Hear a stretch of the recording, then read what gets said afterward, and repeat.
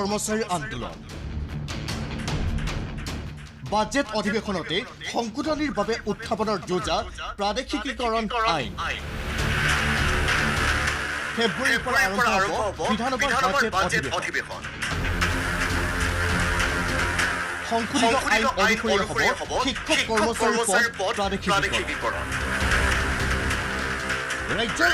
অপ্ৰাদেশিক শিক্ষানুষ্ঠানত কৰ্মৰত শিক্ষক কৰ্মচাৰীসকলৰ বাবে সুখবৰ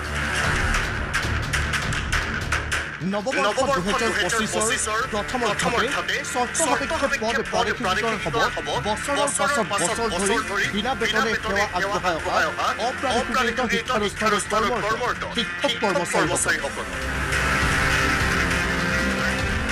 অখিল ভাৰতীয় বিদ্যাৰ্থী পৰিষদৰ ৰাজ্যিক অধিৱেশনত অংশ লৈ শনিবাৰে লখিমপুৰত এই ইংগিত প্ৰদান কৰে শিক্ষামন্ত্ৰী ডক্টৰ ৰনোজ পেগুৱে আৰু আমি কাৰ্যমানে চেষ্টা কৰিছোঁ যে গ্ৰহণযোগ্য সমাধান আমি উলিয়াবৰ কাৰণে নতুন বছৰটোত মই কিছু ভাল খবৰ আহিব বুলিও আশাবাদী গতিকে মই ইতিমধ্যে সকলোকেইটা শিক্ষক সংগঠনৰ লগত কথা পাতিয়ে আছোঁ অৱশ্যে ইয়াৰ বাবে ফেব্ৰুৱাৰী মাজভাগৰ পৰা আৰম্ভ হ'বলগীয়া অসম বিধানসভাৰ বাজেট অধিৱেশনত সংশোধনীৰ বাবে উত্থাপনৰ পূৰ্ণ সম্ভাৱনা আছে ২০১৭ চনৰ প্ৰাদেশিকীকৰণ আইন সেই মৰ্মে সকলো ঠিকে থাকিলে সংশোধন হ'ব প্ৰাদেশিকীকৰণ আইনৰ কেইবাটাও গুৰুত্বপূৰ্ণ দফা বিশেষকৈ অপ্ৰাদেশিক শিক্ষানুষ্ঠানত কৰ্মৰত শিক্ষক কৰ্মচাৰীৰ প্ৰাদেশিকীকৰণৰ বাবে প্ৰতিখন শিক্ষানুষ্ঠানে ২০০৬ চনৰ ১ জানুৱাৰীৰ পূৰ্বে স্বীকৃতি অথবা অনুমতিপ্ৰাপ্ত হ'বই লাগিব এই ক্ষেত্ৰত কোনো সালসলনি নহ'লেও ইউডাইছৰ ভিত্তিবৰ্ষ ২০১২-১৩ চনৰ পৰিৱৰ্তে ২০১৯-২০ চন পৰ্যন্ত বৃদ্ধি পাব পাৰে লগতে প্ৰতিখন অপ্ৰাদেশিক শিক্ষানুষ্ঠানৰ বাবে ইতিপূৰ্বে নিৰ্ধাৰিত কৰা ছাত্ৰ-ছাত্ৰীৰ সংখ্যাৰ পৰিমাণ সংশোধনীৰ জৰিয়তে কিছু পৰিমাণে হ্ৰাস পাব পাৰে লগতে অষ্টম শ্ৰেণী সংলগ্ন হৈ থকা মাধ্যমিক পৰ্যায়ৰ অপ্ৰাদেশিক শিক্ষানুষ্ঠানসমূহৰ ক্ষেত্ৰতো বিশেষভাৱে বিবেচনা কৰিব ৰাজ্য চৰকাৰে আমি সংবেদনশীল তেওঁলোকৰ যি সমস্যা আছে কিন্তু আমি তেওঁলোকৰ প্ৰতি আমাৰ সমমৰ্মিতা থকাৰ পাছতো যি আইনগত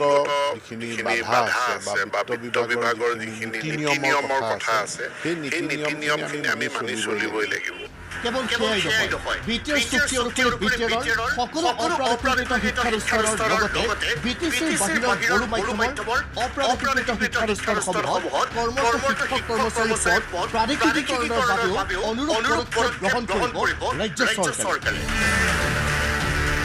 ইয়াৰ বাবে ইতিমধ্যে সুকীয়াকৈ সমীক্ষা চলাইছে বিটিচি শিক্ষা সঞ্চালকালয়ে অৱশ্যে সমগ্ৰ প্ৰক্ৰিয়া হ'ব চৰ্তসাপেক্ষ ইয়াৰ ক্ষেত্ৰত এখন চুক্তিত 6.3 দফাটোত এই কথাটো উল্লেখ আছিলে যে বিটিচিৰ ভিতৰত থকা অপ্ৰাদেশিক বিদ্যালয়সমূহৰ প্ৰাদেশিকৰণ কৰা আৰু বিটিচিৰ বাহিৰত যিসমূহ বড়ো মিডিয়ামৰ স্কুল আছে সেইবিলাক প্ৰাদেশিকীকৰণ কিন্তু কণ্ডিশ্যন এপ্লাই তাতো কণ্ডিশ্যন নিশ্চিতভাৱে এপ্লাই হ'ব কাৰণ আমাৰ প্ৰাদেশিকীকৰণ আইন এখন আছে কিন্তু কোনো কাৰণতে সলনি নহয় ২০১৭ চনৰ প্ৰাদেশিকীকৰণ আইনৰ মূল কাঠামো অৱশ্যে বিটিআৰ চুক্তিৰ ৬.৩ দফা কাৰ্যকৰী কৰাৰ ক্ষেত্ৰত বড়ো মাধ্যমৰ সকলো অপ্ৰাদেশিক ছাত্ৰ-ছাত্ৰীৰ সংখ্যাৰ পৰা আৰম্ভ কৰি আনুষংগিক সকলো দিশতে বিশেষ গুৰুত্ব প্ৰদান কৰিব ৰাজ্য চৰকাৰে